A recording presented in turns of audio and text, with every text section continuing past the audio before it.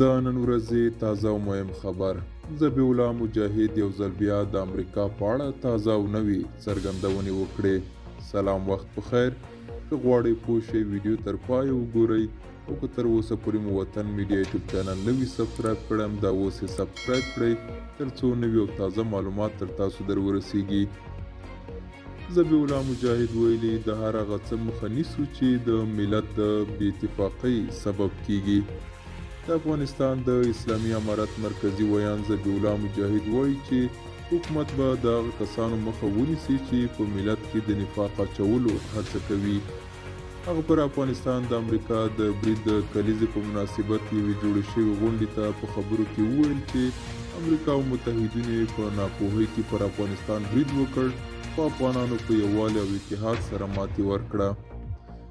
ذبیح الله مجاهد ټینګار وکړ چې حکومت د هر هغه څه مخنیوي ته ژمن دی چې د افغانانو ترمنځ د نفاق سبب کیږي. هغه یو ځل بیا پر امریکا غږ وکړ چې اسلامي امارت ورسره مثبت تعامل ته چمتو دی، خو د اوبو او انرژۍ وزارت سلاکار ډاکټر فاروق اعظم بیا وویل چې امریکا او متحدینو یې په افغانستان کې پر نظامي ماتې سربیره فکري ضربه هم خوړلې ده چې په وینا یې د اسلامي امارت په رسمیت پیژندنې لپاره وخت او د یادې ضربې هیرولو ته اړتیا لري. ملګرو، دا و زموږ نننۍ چمتو شوی ویډیو. که تاسو کوم نظر یا پوښتنه لرئ له موږ سره په کمنټ کې شریک کړئ. تر بلې ویډیو مو په لوی الله سپارم. ښه وخت او ښې چارې.